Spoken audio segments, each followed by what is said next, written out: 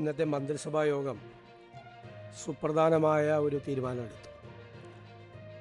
ഭരണ പരിഷ്കാരങ്ങളുടെ ഭാഗമായി പദ്ധതികൾ വൈകുന്നത് നിരവധി വർഷങ്ങളായി സംസ്ഥാന ഖജനാവിൽ നിന്ന് കോടിക്കണക്കിന് രൂപ നഷ്ടപ്പെടുന്ന ലീക്കേജ് ഉണ്ടാകുന്ന സ്ഥിതിയിലേക്ക് മാറുകയാണ്. അതുകൊണ്ട് പൊതുഭരണ വകുപ്പിൻ്റെ നേതൃത്വത്തിൽ 5 പരിഷ്കാരങ്ങൾ ഭരണനിർവഹണവുമായി ബന്ധപ്പെട്ട ഒരു ഡിജിറ്റൽ ഇൻഫ്രാസ്ട്രക്ചർ രൂപീകരിക്കുന്നതിന് 5 കാര്യങ്ങൾ തീരുമാനമെടുത്തിട്ടുണ്ട്. ഒന്ന്, ഒരു special asset management platform for administration, tracking and harmonisation portal. ഒരു അസറ്റ് മാനേജ്മെൻറ്റ് പ്ലാറ്റ്ഫോമാണ്. സർക്കാരിൻ്റെ ഉടമസ്ഥതയിലുള്ള മുഴുവൻ അസറ്റ്സിനെ കുറിച്ചുള്ള മുഴുവൻ ഡീറ്റെയിൽസ് അത് സർക്കാരിൻ്റെ പോർട്ടലിലുണ്ടാവും. മുഴുവൻ കാര്യങ്ങൾ, ഭൂമി, കെട്ടിടങ്ങൾ, പൈതൃക നിർമ്മിതികൾ, റോഡുകൾ, അണക്കെട്ടുകൾ, പാലങ്ങൾ, വാഹനങ്ങൾ, യന്ത്രസാമഗ്രികൾ ഉൾപ്പെടെയുള്ള മുഴുവൻ അസറ്റുകളുടെയും ഒരു രജിസ്റ്റർ ഉണ്ടാവും. 2, പ്ലാൻ സ്പേസ് 2, അതൊരു പ്രോജക്റ്റ് രജിസ്റ്ററാണ്. എല്ലാ വകുപ്പുകളും അനുമതി നൽകുന്ന എല്ലാ ക്യാപിറ്റൽ പ്രോജക്ട്സ്, മൂലധന, ആദ്യത്തെ കാര്യം plan space 2.0, plan space project രജിസ്റ്ററാണ്. പ്ലാൻ അതായത് എല്ലാ വകുപ്പുകളും അനുമതി നൽകുന്ന എല്ലാ മൂലധന പദ്ധതികൾ, അതായത് ക്യാപിറ്റൽ പ്രോജക്ട്സ്, അതെല്ലാം ജിയോ ടാഗ് ചെയ്യും. അതിന് ഒരു GIS അധിഷ്ഠിത പ്രോജക്റ്റ് രജിസ്റ്റർ മൊഡ്യൂൾ ഉൾപ്പെടുത്തി നിലവിലുള്ള പ്ലാൻ സ്പേസ് 2 പ്ലാറ്റ്ഫോം വിപുലീകരിക്കാനാണ് ലക്ഷ്യമിടുന്നത്. നിലവിൽ 1900-ലധികം, ഏകദേശം 2000-ഓളം പ്ലാൻ പദ്ധതികളുടെ സാമ്പത്തികവും ഭൗതികവുമായ പുരോഗതി ഇതിപ്പോൾ ട്രാക്ക് ചെയ്യുന്നുണ്ടെങ്കിലും ഇതിൽ ജിയോ മാപ്പിംഗ് സംവിധാനമില്ല. പോർട്ടലിൻ്റെ സിംഗിൾ മാപ്പ് ലെയറിൽ പദ്ധതി നടപ്പാക്കുന്ന സ്ഥലം, കോർഡിനേറ്റുകൾ, നടപ്പിലാക്കുന്ന ഏജൻസികൾ, ഇത് ചെയ്യുന്നത്, അനുമതി നൽകുന്ന അധികാരികൾ, ഫണ്ടിൻ്റെ സോഴ്സസ്, നിർമ്മാണ ഘട്ടങ്ങൾ, ഇതെല്ലാം ഈ പ്രോജക്റ്റ് രജിസ്റ്ററിലൂടെ എല്ലാ പ്രോജക്റ്റുകളും ട്രാക്ക് ചെയ്യാൻ വേണ്ടിയിട്ടുള്ള സംവിധാനമാണ്. 3, ഗവൺമെൻറ് സ്ഥാപനങ്ങളുടെ സമഗ്രമായ ഒരു രജിസ്ട്രി, ഒരു അസറ്റ് രജിസ്റ്റർ. 591 ഇൻസ്റ്റിറ്റ്യൂഷൻസ് ഉണ്ട് സർക്കാരിൻ്റെ കീഴിൽ. ഏകദേശം 19,000 കോടിയോളം രൂപയാണ് ഇതിൻ്റെ സാലറി ആയിട്ട് പോകുന്നത്. പലതും പല കാലത്ത് രൂപീകരിച്ച സ്ഥാപനങ്ങളാണ്. ആ ഉദ്ദേശ ലക്ഷ്യങ്ങൾ കഴിഞ്ഞിട്ടും പല രീതിയിൽ അത് തുടരുകയാണ്. പല സ്ഥാപനങ്ങളും പലരും ഡെപ്യൂട്ടേഷനിലൊക്കെ പോവുകയാണ് പല ഡിപ്പാർട്ട്മെൻറ്റുകളിൽ നിന്നും. അതെല്ലാം നമ്മളിന്ന് സമഗ്രമാക്കും. അത് ഒരേ സ്വഭാവമുള്ള ധാരാളം സ്ഥാപനങ്ങളുണ്ട്. ആ സ്ഥാപനങ്ങളെ നമ്മൾ ഇൻ്റഗ്രേറ്റ് ചെയ്യും, സമഗ്രമാക്കും, ഒരുമിച്ച് ഇൻ്റഗ്രേറ്റ് ചെയ്യും. അതിനുള്ള ഒരു വിപുലമായ ഒരു പദ്ധതിയാണ് ചെയ്യുന്നത്.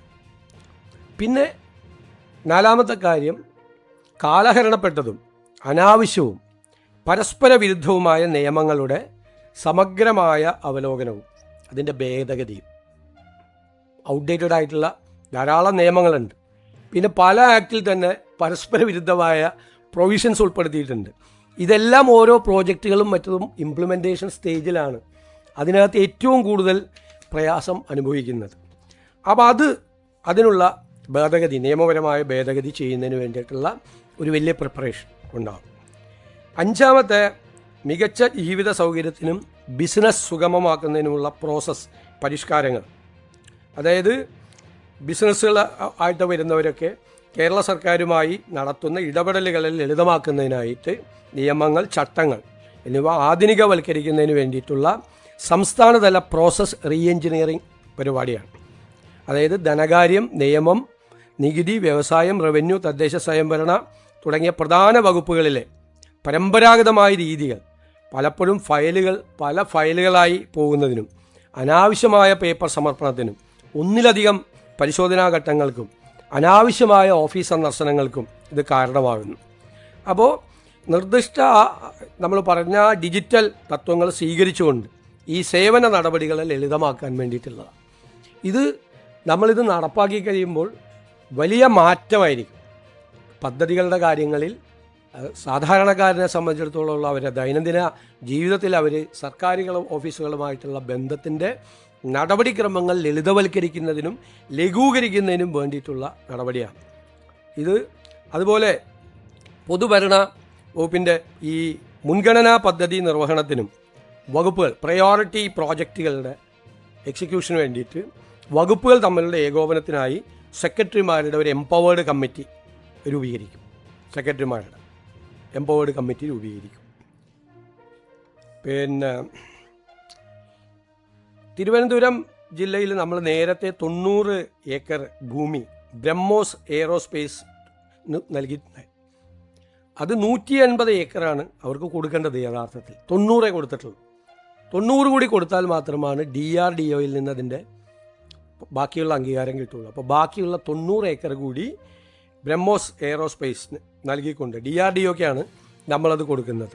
ആ തീരുമാനം എടുത്തിട്ടുണ്ട്. പിന്നെ കെൽട്രോണിൻ്റെ അംഗീകൃത ഓഹരി മൂലധനം നിലവിലുള്ള 35 കോടി രൂപയിൽ നിന്നും 60 കോടി രൂപയായി ഉയർത്താൻ വേണ്ടിയിട്ട് തീരുമാനിച്ചിട്ടുണ്ട്. പിന്നെയുള്ളൊരു പ്രധാനപ്പെട്ട കാര്യം, additional director general of prosecution vigilance ആയി G ശശീന്ദ്രനെ നിയമിച്ചിട്ടുണ്ട്. ഇതാണ് പ്രധാനപ്പെട്ട തീരുമാനങ്ങൾ. അതുപോലെ ലേബർ കോഡ് നടപ്പാക്കുന്നതുമായി ബന്ധപ്പെട്ട് മുഖ്യമന്ത്രി എല്ലാ ട്രേഡ് യൂണിയനുകളുമായി സംസാരിച്ചൊരു തീരുമാനമെടുക്കും. ഡോക്ടർ KK രാമചന്ദ്രനെ Kerala state council for science technology and എൻവയോൺമെൻറ്റിൻ്റെ എക്സിക്യൂട്ടീവ് വൈസ് പ്രസിഡൻ്റായിട്ട് നിയമിച്ചു. ഇത്ര തീരുമാനങ്ങളാണ് എടുത്തിരിക്കുന്നത്.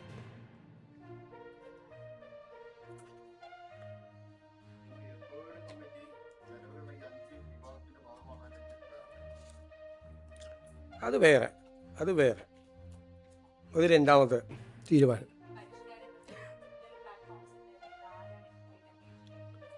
അത് അറിയിക്കും പിന്നീട്. അതിൽ നമുക്ക് സംസ്ഥാനത്തുള്ള ഏജൻസികളെ ഏതെല്ലാം തരത്തിൽ ഫലപ്രദമായി ഉപയോഗിക്കാൻ പറ്റും ആ ഏജൻസികൾ ഉപയോഗിക്കും. കാരണം നമ്മുടെ ഡേറ്റ സെക്യൂരിറ്റിയൊക്കെ വളരെ പ്രധാനപ്പെട്ട കാര്യമാണ്. ഇപ്പം നമ്മൾ പോർട്ടൽ ചെയ്തിരിക്കുന്നത് ഡിജിറ്റൽ യൂണിവേഴ്സിറ്റിയാണ് ചെയ്തിരിക്കുന്നത്. പോർട്ടൽ 100 ഡേയ്സിൻ്റെ പ്രോജക്റ്റ് ചെയ്തിരിക്കുന്ന ഡിജിറ്റൽ യൂണിവേഴ്സിറ്റിയാണ് പോർട്ടൽ. കേരളത്തിൽ തന്നെയുള്ള ഏജൻസിയാണ്. പിന്നെ അവരുടെ പരിമിതിക്ക് അപ്പുറം വന്നാൽ മാത്രമാണ് മറ്റ് ഏജൻസികളെ, സംസ്ഥാനത്തുള്ള ഏജൻസികളെ തന്നെ ഫലപ്രദമായി ഉപയോഗിക്കും. അതിൻ്റെ പരിധിക്ക് അപ്പുറത്ത് വരുവാണെങ്കിൽ മാത്രമാണ് മറ്റ് ഏജൻസികളെക്കുറിച്ച് നമ്മൾ ആലോചിക്കുക.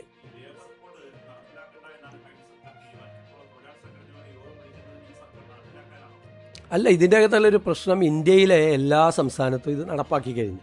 കേരളത്തിൽ ഇത് നടപ്പിലാക്കിയിട്ടില്ല.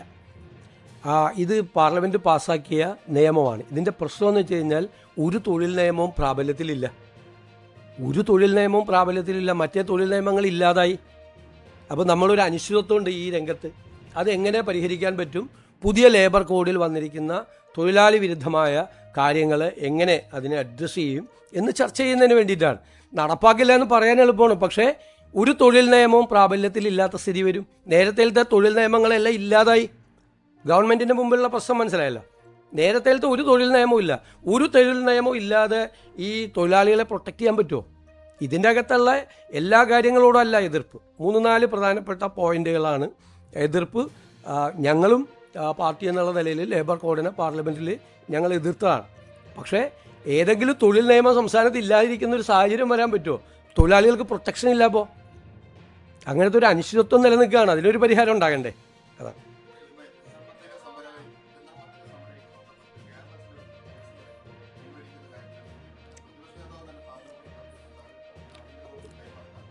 അത് ആഭ്യന്തര വകുപ്പ് പരിശോധിച്ച് വേണ്ട ഉചിതമായ നടപടികൾ സ്വീകരിക്കും.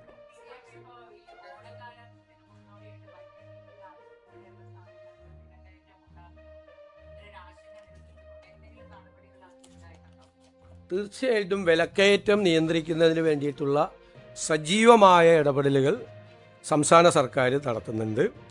സർക്കാരിൻ്റെ 2 മാസത്തെ പ്രവർത്തന കാലയളവിൽ 448 കോടി രൂപ ഇപ്പം തന്നെ വകുപ്പിനായി അനുവദിച്ചു. വിപണി ഇടപെടലിനായി 273 കോടി രൂപയും, അതായത് സൗജന്യ കിറ്റ് ഉൾപ്പെടെ നെല്ല് സംഭരണ ബോണസായി 154 കോടി രൂപയും, ഗതാഗത ചാർജ് ഇനത്തിൽ 20 കോടി രൂപയും കൊടുക്കും. ഓണക്കാലത്തെ മുന്നൊരുക്കങ്ങളൊക്കെ അന്തിമഘട്ടത്തിലാണ്. മഞ്ഞ കാർഡ് ഉടമകൾക്കും ക്ഷേമ സ്ഥാപനങ്ങളിലെ അന്തേവാസികൾക്കുമായി 6 ലക്ഷത്തിലധികം സൗജന്യ ഓണക്കിറ്റുകൾ വിതരണം ചെയ്യും. ഇതിനായി പണം അനുവദിച്ചിട്ടുണ്ട്. 854 രൂപ ചെലവ് വരുന്ന 16 ഇനങ്ങൾ അടങ്ങിയ കിറ്റുകളുടെ വിതരണം ഓഗസ്റ്റ് 10 മുതൽ 20 വരെ നടപ്പാക്കും. വിപണിയിലെ അരി വിലക്കയറ്റം നിയന്ത്രിക്കാൻ 1,65,932 മെട്രിക് ടൺ അരിയും 24,506 മെട്രിക് ടൺ ഗോതമ്പും ലഭ്യമാക്കും. മുൻഗണനേതര വിഭാഗത്തിലെ നീല കാർഡുകാർക്ക് 10 രൂപ 90 പൈസ നിരക്കിൽ 3 കിലോ അരിയും 8 രൂപ 70 പൈസ നിരക്കിൽ 2 കിലോ ഗോതമ്പും സ്പെഷ്യൽ ആനുകൂല്യമായി വിതരണം ചെയ്യും. പിന്നെ വിപണി ഇടപെടലിൻ്റെ ഭാഗമായി തിരുവനന്തപുരം, എറണാകുളം, കോഴിക്കോട് ജില്ലകളിൽ ഓഗസ്റ്റ് 8 മുതൽ 25 വരെ ഓണം മെഗാ ട്രേഡ് ഫെയറുകൾ ഉണ്ടാകും. മറ്റ് 11 ജില്ലകളിൽ ഓഗസ്റ്റ് 16 മുതൽ 25 വരെ ഓണം ജില്ലാ ഫെയറുകളും 126 നിയമസഭാ മണ്ഡലങ്ങളിൽ ഓണം മാർക്കറ്റുകളും സംഘടിപ്പിക്കും. അപ്പോൾ വിപണിയിലെ വിലക്കയറ്റം ഇടപെടാൻ വേണ്ടി ജാഗ്രതയോടുകൂടി സർക്കാർ പ്രവർത്തിക്കുന്നുണ്ട്.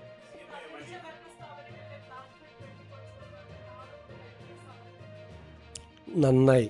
കാരണം 3 ഗഡുക്കളായിട്ടാണ് തദ്ദേശ സ്വയംഭരണ സ്ഥാപനങ്ങളിലെ ഫണ്ട് കൊടുക്കുന്നത്. ആ 3 ഗഡു കൊടുക്കാതെ ഇറങ്ങിപ്പോയ ആളുകളാണ് ഇപ്പോൾ സമരം ചെയ്യുന്നത്. ഞങ്ങൾ 1 ഗഡു കൊടുക്കുന്നതിനുള്ള നടപടികൾ പൂർത്തിയാക്കി വരികയാണ്. 1 ഗഡു കൊടുക്കുന്നതിനുള്ള 1 ഗഡു കൊടുക്കും, ഉടൻ വിതരണം ചെയ്യും. അല്ല, 1 ഗഡു കൊടുക്കുമെന്ന് തീരുമാനം എടുത്തിട്ടുണ്ട് സർക്കാർ, ഉടൻ വിതരണം ചെയ്യും.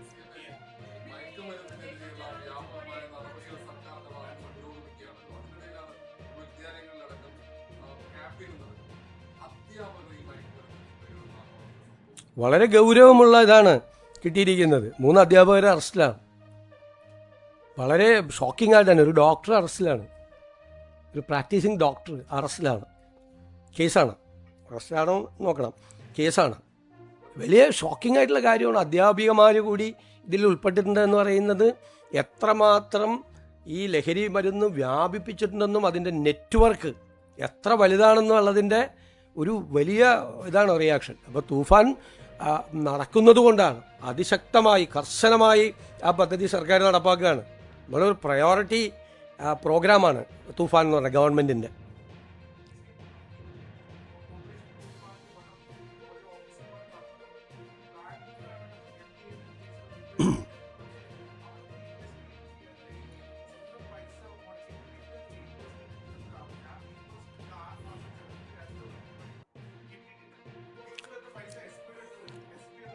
അല്ല, അതൊക്കെ നടപടിക്രമങ്ങളെല്ലാം ലഘൂകരിക്കും. നടപടിക്രമങ്ങൾ അങ്ങനെ ഒരു പരാതി ശ്രദ്ധയിൽപ്പെട്ട് കഴിഞ്ഞാൽ അതൊക്കെ പരിഹരിക്കും. ഇതിന് പണവും കൊടുത്തിട്ടുണ്ട്, നമ്മൾ ആവശ്യമായ പണവും കൊടുത്തിട്ടുണ്ട്. ബജറ്റിൽ തന്നെ ബജറ്റ് പ്രസംഗത്തിൻ്റെ മറുപടിയിൽ പ്രത്യേകമായി പണം ഈ പദ്ധതിക്ക് വേണ്ടി അനുവദിച്ചിട്ടുണ്ട്.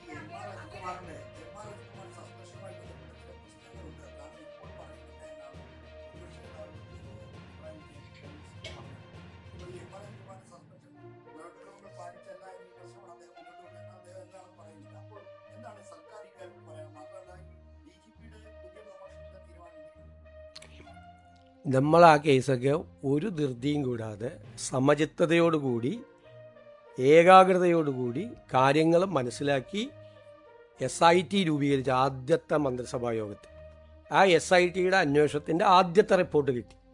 ആദ്യത്തെ റിപ്പോർട്ടിലെ കാര്യങ്ങൾ അനുസരിച്ചുകൊണ്ട് അവരെ ബന്ധപ്പെട്ട ഉദ്യോഗസ്ഥരെ സസ്പെൻഡ് ചെയ്തു. പിന്നീട് 2ാമത്തെ റിപ്പോർട്ട് കിട്ടി. ആ 2ാമത്തെ റിപ്പോർട്ട് DGP പരിശോധിച്ച് ഈ അഡീഷണൽ DGPക്ക് അദ്ദേഹത്തെ കേൾക്കാനുള്ള അവസരം കൊടുത്ത്, മനസ്സിലായില്ലേ, നടപടിക്രമങ്ങൾ പൂർത്തിയാക്കി നടപടിയെടുത്തു. ആഭ്യന്തര മന്ത്രിയെ കണ്ടു, ഞാൻ കണ്ടു, ഫയൽ കണ്ട് നടപടിയെടുത്തു.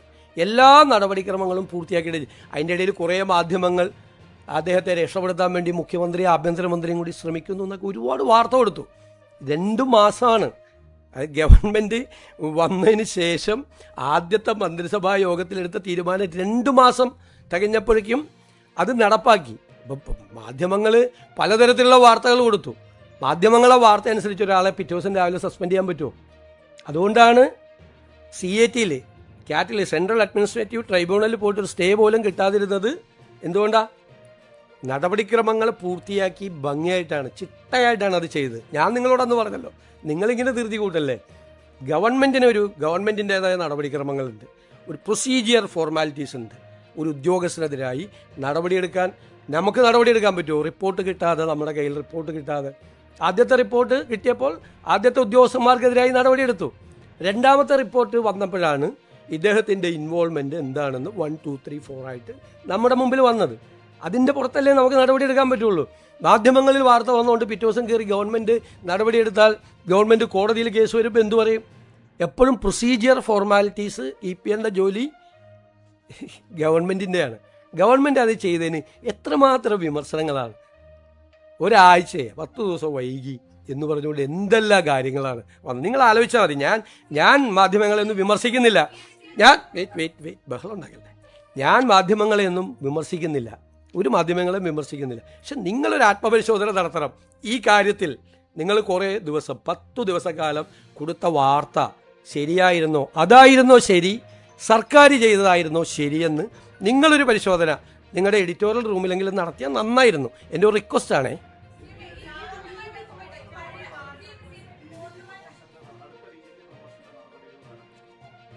അതൊക്കെ ആസ് യൂഷ്വൽ അതൊക്കെ നടക്കും. നടത്തി കഴിയുമ്പോൾ നിങ്ങൾ അറിയിക്കും.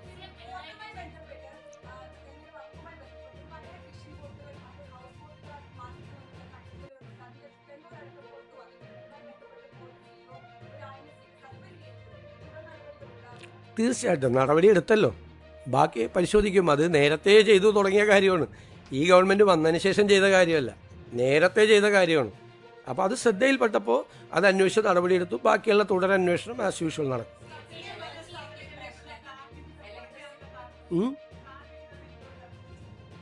പ്ലാൻ വിഹിതമൊന്നും കുറച്ചിട്ടില്ല, അതൊക്കെ തെറ്റായ കാര്യം. പ്ലാൻ ആദ്യത്തെ ഗഡു കൊടുക്കാൻ പോവല്ലേ. പ്ലാൻ വിഹിതം കുറച്ചതിൻ്റെ കാര്യം അസംബ്ലിയിൽ എത്ര പ്രാവശ്യം പറഞ്ഞാണ്. 35,000 കോടി രൂപയുടെ പ്ലാൻ ഉണ്ടാക്കി വെച്ചിട്ട് അതിൽ 20,000 കോടി ഇല്ല. കേന്ദ്ര സർക്കാരിൽ നിന്ന് കിട്ടിയേക്കും റവന്യൂ ഡെഫിസിറ്റ് ഗ്രാൻഡ് 14,000 കോടി. കേന്ദ്ര സർക്കാർ 16ാം ധനകാര്യ കമ്മീഷൻ 2.8% കേരളത്തിന് തന്നേക്കും. അപ്പോൾ 2.32 കിട്ടിയുള്ളൂ. അപ്പോൾ 5,000 കോടി പോയി. 20,000 കോടി ഇല്ല. ഞാൻ പറഞ്ഞാലേ എത്രയോ പ്രാവശ്യം പറഞ്ഞാണ്. ഒരു ധനകാര്യമന്ത്രിയും ഫേസ് ചെയ്യാത്ത ക്രൈസിസ് ആയിരുന്നു. എന്നിട്ട് ഞങ്ങൾ 5,000 കോടിയെ കുറച്ചുള്ളൂ പ്ലാനിൽ നിന്ന്. എന്നിട്ട് SC/STയുടെയും ഫിഷറീസിൻ്റെയും നിലനിർത്തുകയും ചെയ്തു. 35,000 കോടി പ്ലാൻ ആയിരുന്നുവെങ്കിൽ അവർക്ക് എത്ര കിട്ടുമായിരുന്നു, അവർക്കൊരു ദോഷവും വരാതിരിക്കാൻ വേണ്ടി ചെയ്തു. സ്വാഭാവികമായിട്ടല്ലേ 20,000 കോടി ഇല്ലാത്ത 20,000 കോടി എവിടെ നിന്ന് ഉണ്ടാക്കും?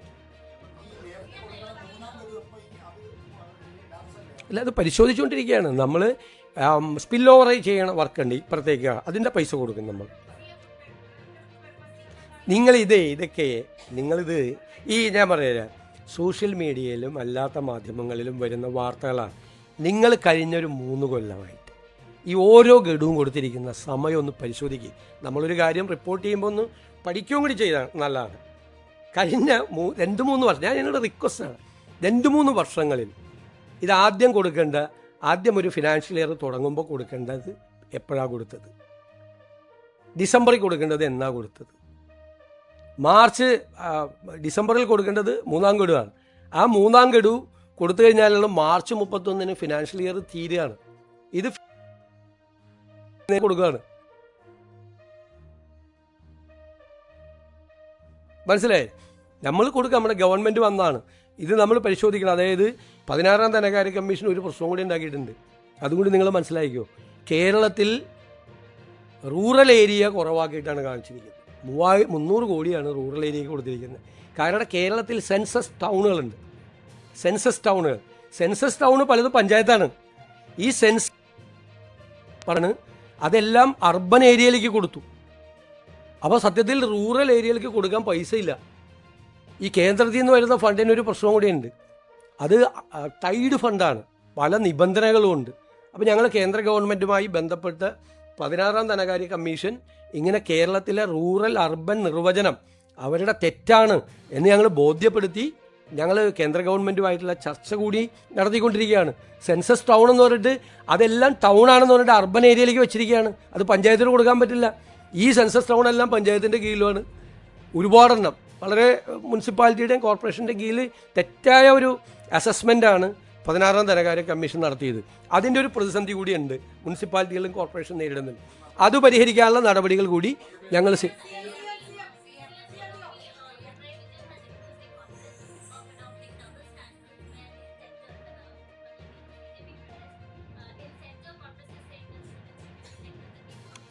I have already explained. He has written a letter, and I have that letter was forwarded to Honorable Home Minister. They will take action accordingly.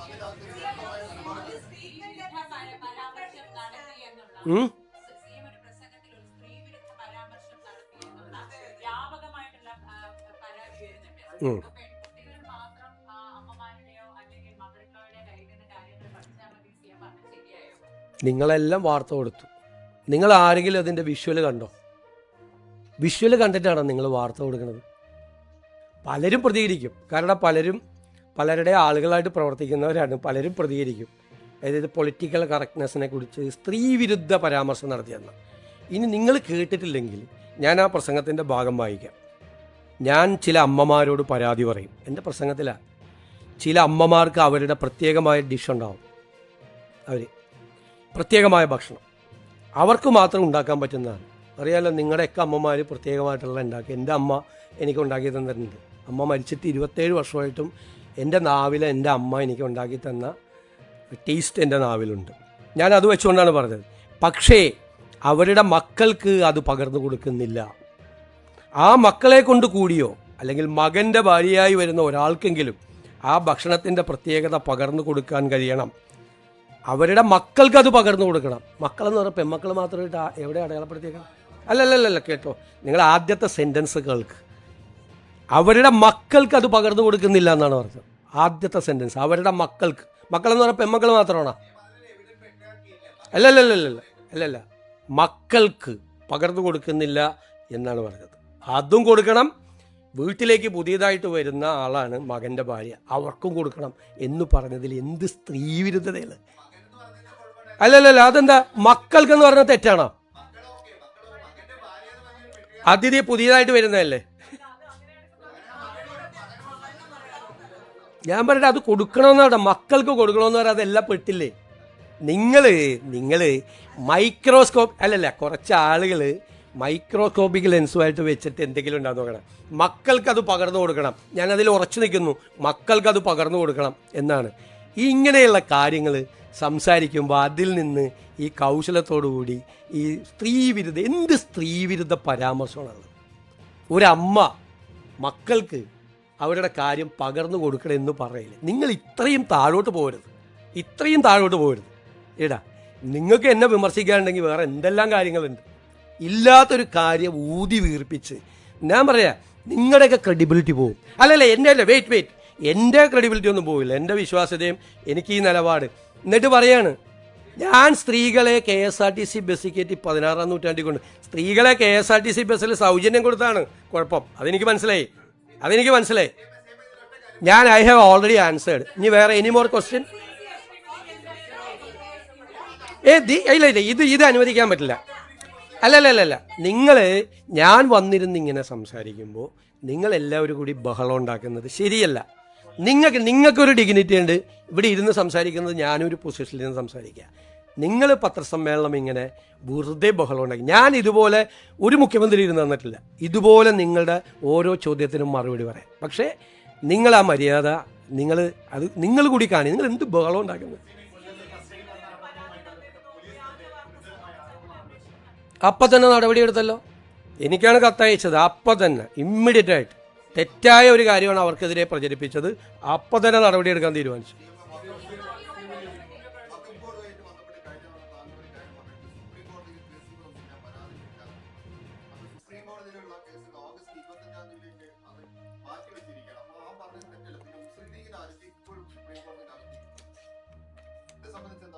നിങ്ങൾ പറഞ്ഞത് രണ്ട് പ്രധാനപ്പെട്ട കാര്യങ്ങൾ ഞാൻ പറഞ്ഞു. ഒന്ന്, എന്താ പ്രചരിപ്പിച്ചത് പ്രതിപക്ഷ നേതാവ്?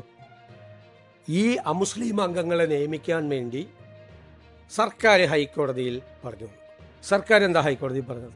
ഇപ്പോൾ വന്ന കേസ് തള്ളിക്കളയണമെന്നാണ് പറഞ്ഞത്. ആണല്ലോ. അതിൻ്റെ അർത്ഥം എന്താ? ഇപ്പോൾ ഉള്ള 4 കേസുകൾ തള്ളിക്കളയണം ഹൈക്കോടതി. വഖഫ് ബോർഡ്, അദ്ദേഹം മുഖ്യമന്ത്രിയായിരുന്ന സമയത്ത് നിയമിച്ച വഖഫ് ബോർഡ് നേരെ സുപ്രീം കോടതിയിൽ പോയി. എന്നിട്ട് സുപ്രീം അവരെ പ്രവർത്തനം ഫ്രീസ് ചെയ്തു ഹൈക്കോടതി. എന്നിട്ട് പറഞ്ഞു സംസ്ഥാന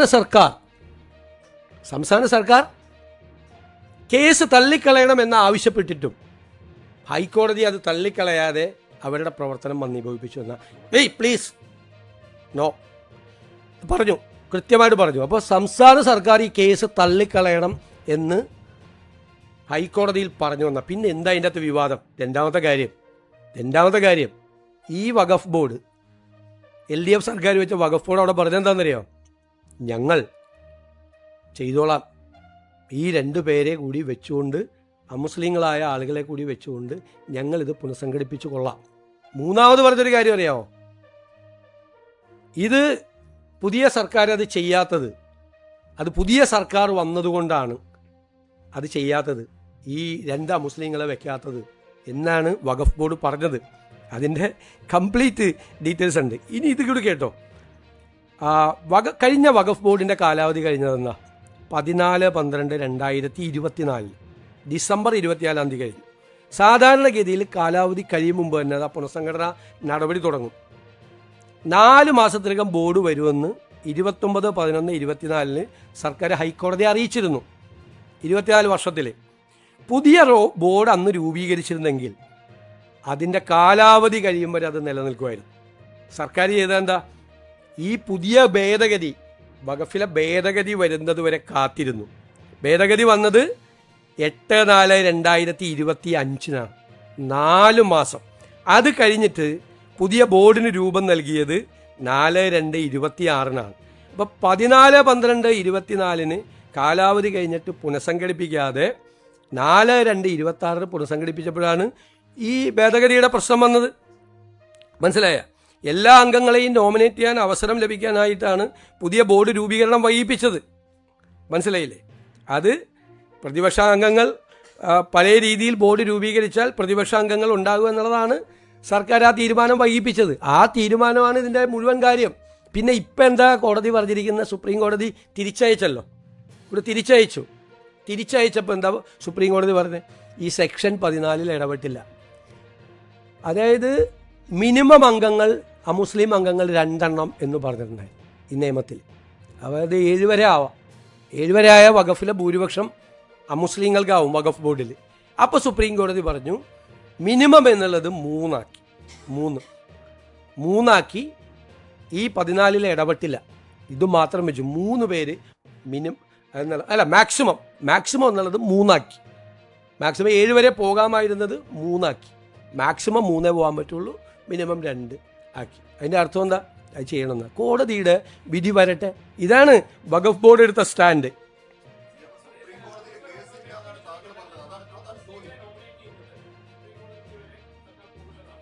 ഞാൻ പറഞ്ഞല്ലോ, കോടതിയുടെ വിധി പുറത്തു വരട്ടെ. കോടതി എന്താണ് സർക്കാരിനോട് ആവശ്യപ്പെടുന്നത്? കോടതി ചർച്ച ചെയ്യല്ലേ, ഈ വിഷയം ചർച്ച ചെയ്യല്ലേ. കോടതിയുടെ വിധി വരട്ടെ, നമുക്കെന്താ ധൃതി?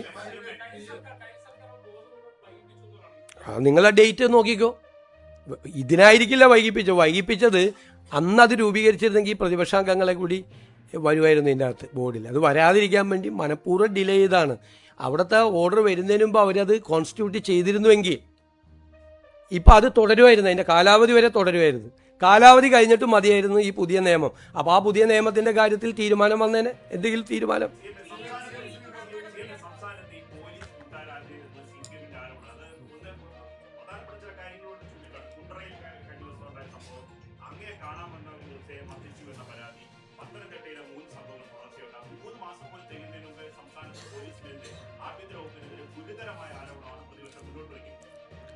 പ്രതിപക്ഷം അങ്ങനെ പറയട്ടെ. എന്നെ കാണാൻ വന്ന വയോധികയെ പോലീസ് കയ്യേറ്റം ചെയ്തെന്ന് പറഞ്ഞാൽ തന്നെ തെറ്റായ വാർത്തയാണെന്ന് നിങ്ങൾക്ക് എല്ലാവർക്കും അറിയാമല്ലോ. പ്രായമായവരെ മുഴുവൻ ഞാൻ താഴെയാണ് കാണുന്നത്, ഡിസേബിൾഡ് ആയിട്ടുള്ള ആളല്ലേ. 3 മണിക്ക് അവിടെ ചെന്ന് അവരെ കണ്ടതിന് ശേഷമാണ്, മിക്കവാറും 100-ലധികം പേര് അവിടെ തന്നെ ഉണ്ടാവും. അവരെ കണ്ടതിന് ശേഷമാണ് ഞാൻ മുകളിൽ വന്ന്, ചിലപ്പോൾ പ്രായമായവരല്ലാതെയും ചിലപ്പോൾ കയറി വരും, പ്രായമായവരുണ്ടാവും. ഞാൻ അവരെ ഇവിടെ നിർത്തണ്ടെന്ന് വിചാരിച്ചിട്ടാണ് അവർക്ക് അവിടെ ഇരിക്കാനുള്ള സൗകര്യം. കാരണം ഡിസേബിൾഡ് ആയിട്ടുള്ള ആളുകളൊക്കെ വന്ന് ഈ വരാന്തയിൽ നിൽക്കുമ്പോൾ ഉള്ള വിഷമം കൊണ്ടാണ് താഴെ അത് ഓപ്പൺ ചെയ്ത് ഡിസേബിൾഡ് ആയിട്ടുള്ള ആളുകൾക്കും പ്രായമായ ആളുകൾക്കും ഇരിക്കാൻ സൗകര്യം കൊടുത്തത്. ഈ വയോധിക വീണ്ടും വന്ന് ബഹളം ഉണ്ടാക്കി. അവർക്ക് ഒരു കേസ് കൊടുത്തിട്ടുണ്ടായിരുന്നു, ആ കേസ് കോടതിയിലാണ്. എന്നെ വന്ന് കണ്ടിരുന്നു, നമുക്ക് ചെയ്യാൻ പരിമിതികളുണ്ട്, കേസ് കോടതിയിലാണ് ആൾക്ക്. അപ്പോൾ അവർ താഴെ വന്ന് ഭയങ്കരമായി ബഹളം ഉണ്ടാക്കിയപ്പോൾ അവരെ പോകാൻ നിർബന്ധിച്ചിട്ട് അവർ പോയില്ല. അന്ന് അവരെ പോലീസ് കൊണ്ടുപോയി, ഇവരെ മകളെ വിളിച്ചു. അപ്പോൾ മകൾ വന്നില്ല കൊണ്ടുപോകാൻ. എന്നിട്ട് പോലീസ് ജീപ്പിൽ കയറില്ല എന്ന് പറഞ്ഞിട്ട് ഒരു ഓട്ടോറിക്ഷയിൽ കയറ്റി റെയിൽവേ സ്റ്റേഷനിൽ കൊണ്ടുപോയി ടിക്കറ്റ് എടുത്തിട്ട് അവരെ യാത്രയാക്കിയത്. ഇതാണ് സംഭവം. തെറ്റായ വാർത്തയാണ്. അല്ല, അത് അവർ പരാതി കൊടുത്താൽ എന്ത് ചെയ്യാൻ പറ്റും? അവർ തെറ്റായ പരാതിയാണ് കൊടുത്തത്. ഞാൻ അവർക്ക് എന്താണ് ഞാൻ പറഞ്ഞത്, അവർക്ക് നിങ്ങളൊന്ന് അന്വേഷിച്ചാൽ, നിങ്ങൾ അന്വേഷിക്കുകയും കൂടി വേണമല്ലോ. നിങ്ങൾ അന്വേഷിച്ചപ്പോൾ എന്താണെന്ന് കാര്യം നിങ്ങൾക്ക് മനസ്സിലായല്ലോ. ഞാൻ പറയില്ല, ഞാൻ പറയണത് ശരിയല്ല. എന്താണ് കാര്യമെന്ന് നിങ്ങൾക്ക് മനസ്സിലായല്ലോ എന്താ കാര്യമാണെന്ന്. അല്ല, രണ്ടാമത്തെ കാര്യം ഈ ഒരു കുണ്ടറയിലെ കസ്റ്റഡി മരണ ആരോപണം ജൂൺ 16 ഒരു ആൺകുട്ടിയെ കാണാതായ പരാതിയിലാണ് കസ്റ്റഡിയിലെടുത്തത്. 17 വിട്ടയച്ചു. സംഭവം നടന്ന് 13 ദിവസത്തിന് ശേഷം ജൂലൈ 2 സിയാദിനെ നാട്ടുകാരനായ ഒരു യുവാവിൽ നിന്ന് മർദ്ദനമേൽക്കുകയും ആശുപത്രിയിൽ പ്രവേശിപ്പിക്കുകയും ചെയ്തു. കുണ്ടറയിലെ കേസ് 13 ദിവസത്തിന് ശേഷം പോലീസ് വിട്ടയച്ച് 13 ദിവസത്തിന് ശേഷം ഒരാൾ മർദ്ദിച്ചു. ജൂലൈ 25 അതായത് ആളെ വിട്ടയച്ചത് 17-ാം തീയതിയാണ്, ജൂൺ 17-ാം തീയതി. ഒരു മാസവും കഴിഞ്ഞ് ജൂലൈ 25-ാം തീയതി തിരുവനന്തപുരം മെഡിക്കൽ കോളേജ് ആശുപത്രിയിൽ വെച്ച് ചികിത്സയിരിക്കെ മരിച്ചു. പോസ്റ്റ്മോർട്ടം മെഡിക്കൽ റിപ്പോർട്ട് സിയാദിൻ്റെ മരണം ഹെപ്പറ്റൈറ്റിസ് രോഗബാധ മൂലമാണെന്ന് പോസ്റ്റ്മോർട്ടം റിപ്പോർട്ടിൽ പറഞ്ഞിട്ടുണ്ട്. സംഭവത്തിൽ ആഭ്യന്തര മന്ത്രാലയം DGPയോട് റിപ്പോർട്ട് തേടിയിട്ടുണ്ട്. പിതാവിൻ്റെ സഹോദരൻ നൽകിയ മൊഴിയുടെയും ജൂലൈ 2 സംഭവങ്ങളുടെയും അടിസ്ഥാനത്തിൽ ജില്ലാ ക്രൈംബ്രാഞ്ച് വിശദമായ അന്വേഷണം നടത്തും. റിപ്പോർട്ട് വന്ന ശേഷം തുടർ നടപടികൾ സ്വീകരിക്കും.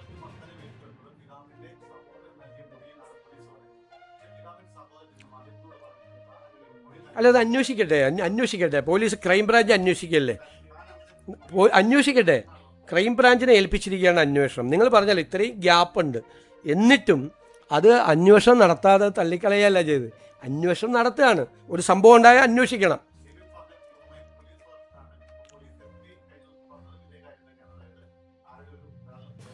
അല്ല, ഇത് പറഞ്ഞാണ് ഇതിൻ്റെ ബാക്ക്ഗ്രൗണ്ട് പറഞ്ഞിട്ടും ഗവൺമെൻറ് എന്താ തീരുമാനം എടുത്തേക്കണത്? സർക്കാർ തീരുമാനം എടുത്തേക്കണം. ഞാൻ മൊഴിയുടെ കാര്യമാണ്. സർക്കാർ എടുത്തേക്കണ തീരുമാനം എല്ലാ അടിസ്ഥാനത്തിലും ജില്ലാ ക്രൈംബ്രാഞ്ച് വിശദമായ അന്വേഷണം നടത്തും. ആ റിപ്പോർട്ട് വന്നാൽ ആ റിപ്പോർട്ടിൻ്റെ അടിസ്ഥാനത്തിൽ സർക്കാർ തീരുമാനമെടുക്കും.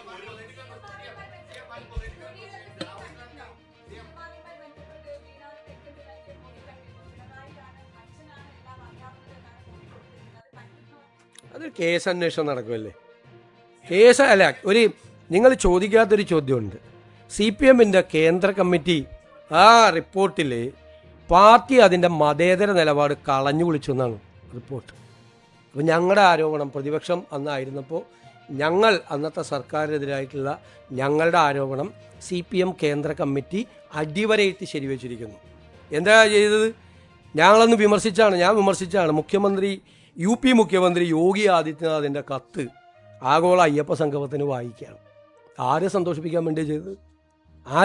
എന്ത് പ്രസക്തിയാണ് UP മുഖ്യമന്ത്രിയുടെ കത്ത് ആഗോള അയ്യപ്പ സംഗമത്തിന് ശബരിമലയിൽ വായിക്കുന്നത്? എന്താ റെലവൻസ്?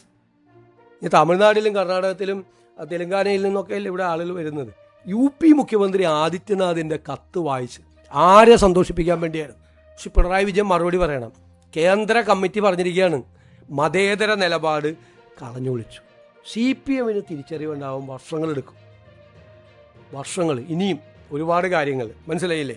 അതുപോലെ സഹകരണ ബാങ്ക് കൊള്ള, പെൻഷൻ കുടിശ്ശിക, നികുതി വർധന, കർഷക തൊഴിലാളി പെൻഷൻ കുടിശ്ശിക തുടങ്ങിയ നിരവധി വിഷയങ്ങൾ ഭരണവിരുദ്ധ വികാരമുണ്ടാക്കാൻ ഇടയായി എന്നാണ് കേന്ദ്ര കമ്മിറ്റിയുടെ റിപ്പോർട്ട്. മനസ്സിലായ? ഭരണവിരുദ്ധ വികാരം ഇല്ലായിരുന്നു എന്ന ഇവരുടെ എല്ലാം നിലപാട് കേന്ദ്ര കമ്മിറ്റി പൂർണ്ണമായി തള്ളിക്കളഞ്ഞു.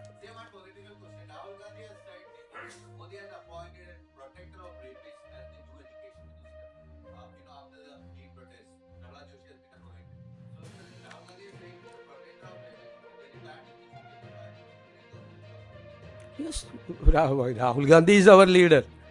We are supporting the statements made by Rahul ji.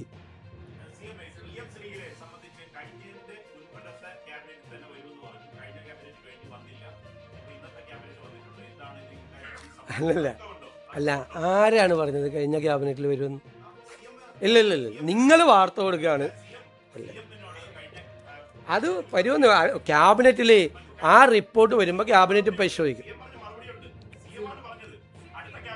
വരട്ടെ, വരുമ്പോൾ പരിശോധിക്കും.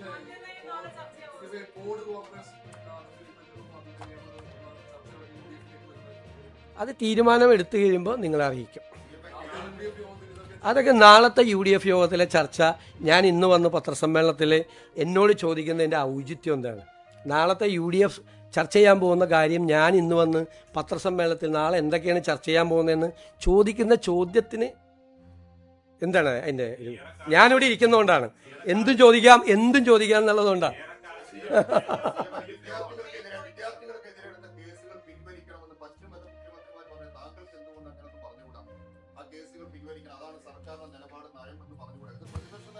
ഒരു ചോദ്യം 3 പ്രാവശ്യം ചോദിക്കണ്ട.